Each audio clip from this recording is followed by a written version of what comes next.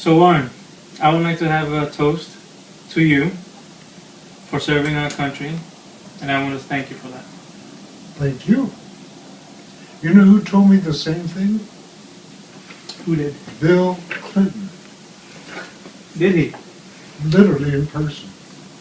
We were in a crowd together. We were all trying to get out one exit, and I somehow got pushed into his area, and I said to him, 1994, 1995, whichever year was. And he looked at me and said, Omaha Beach? And I said, yes. He says, you were there? I said, yes, you were there. In 1995. And he leaned over. He's tall. Big, beautiful blue eyes. He's tall. Oh, very tall. And he said to me, thank you for serving our country. But, Shall we toast this to Clinton as well? to who? To Clinton? Okay, to Clinton. Clinton. To anybody. You were asking me about having Cointreau. This is a poor man's drink. Cointreau was This is a poor man's drink? Yeah, Yeah. I think so. But what else did you wonder about? Well, it's kind of funny when you mentioned that. I thought it was kind of, you don't ever picture this, like when you hear about the war, especially World War II. You were riding around on your bicycle, watching some farms and things like that. Well, in G4, What is I that? was in G1. That's your unit? Yeah, no. Eisenhower had the Supreme Headquarters in different Gs. G1 was really the Adjutant General. We did all the paperwork. G2 was intelligence, I think. I'm not sure about that, but anyway, one of the Gs was supply. So they were responsible for getting all the supplies.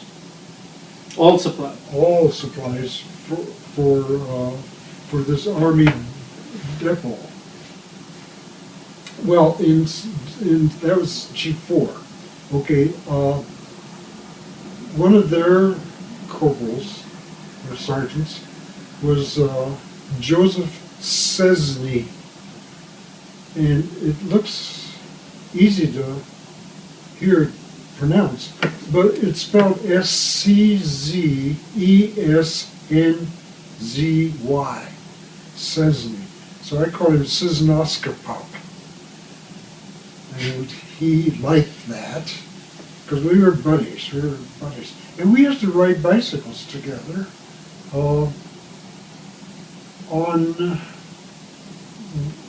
how did we have time off to ride bicycles? It could have been on a Sunday. Now, how did you manage the bicycle? Well, we had all the supplies. He had the supplies. Even the bicycle? Yeah, even bicycles. So anyway, we would take the bicycles and we would head for one of the suburbs. The suburbs would be seen because they had a big church steeple. And we would head for a church steeple, and then we'd ride to the next church steeple and the next one, and then be sure to get back before dark. But when we'd get to this little suburb, we'd head for a bar, and we'd have a beer. Then we'd go to the next steeple, head for a bar. Now, so they're on the bars. Tell me about what the bar any was like. little town has... Is it the bar that we know today here? Yes, but they would have more than one, maybe. Were the beers warm, cold? The beers were warm. And upon reflection, if you were a bartender, which means you were not in the army, you were too old, we'll say, or it could be a lady, here come two soldiers during the war on a bicycle and ordering a beer. You know, they're not out there shooting the Nazis. No, they're in here. And Corporal Fuqua and we would go to the same bar. So he knew all about us. When we walked in, he got the Cointreau and the Champagne Chaser. But in these strange towns that we'd never before been in, you can imagine, I think, they were surprised to see what you was. Yeah, they were very friendly, extremely friendly. I didn't. So, what's the distance that you think you've been? Well, I think the church steeple to church steeple might be only 4 miles or some small distance. Something that you could go and come back. Right, but these could both be in the same town, perhaps, just two church steeples. So let me ask you: the places where you were staying. So were they German occupied before, or did you take over the French school, university? No, or they something? took over everything. So and then, whatever the Germans were using, you just occupied that when you guys got there. Yeah, exactly. So everything was pretty much set up. Yeah. Yeah. So even your where you guys barracked, where you guys stayed, your dorms or what did you call it, the barracks? Barracks. Well, the Germans had the same ones. So we would just find out where did the Nazis do their thing, and we just took it over. Meaning they were gone. It was empty. So I remember once you showed me a German revolver. Yes, that was a Mauser. Mauser. And a helmet, I believe, as well. And a helmet. I was able to mail, because it's post office, I was able to mail 1 or 2 helmets. And my father was upset because when my mother looked inside the helmet, there was blood. Blood stain. Oh! So I gave those helmets and the Mauser to the Dallas County, Iowa museum in Perry, Iowa, and also gave my uniform, also gave my dad's World War I uniform, and I gave a lot of things to that museum.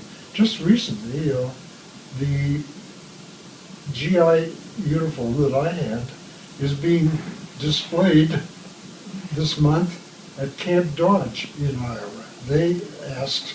My friend is in Iowa, and he's near Camp Dodge. I'll ask him to view that. Really? Yeah, Lewis. They're having a display this week. I'll tell him to go to visit. So, but when Sczesny and I were riding through the countryside, a French family came out waving, stopping us, and we thought that they might be enemies, or they might be in trouble. No, they said, your president has died. Well, we had a little problem discussing the details with them. They heard it on the radio. So. What was the morale like after that? Not the morale, but the state of mind. For them or for you guys? Well, They were unhappy. The French were unhappy. They didn't know who the new president might be and what he might do. So, but for us, I don't recall if the morale was any different. Well, thanks for that chat. Cheers. To the Army. All right.